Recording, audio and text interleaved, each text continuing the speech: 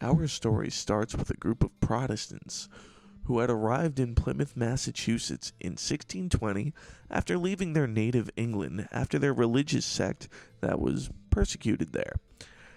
Their first winter was harsh, but with the help of Squanto, a Native American who spoke English because he had been enslaved, the next season they planted corn and started to fish the land that had belonged to his tribe, the Patuxet, until they were tragically killed by smallpox.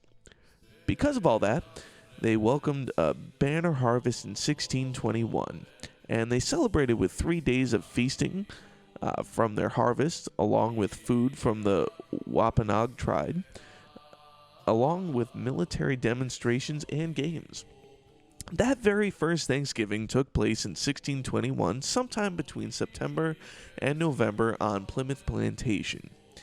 Whether the Pilgrims invited the native Wampanoag tribe to their feast has been debated, but the indigenous people likely brought deer and guests to the event.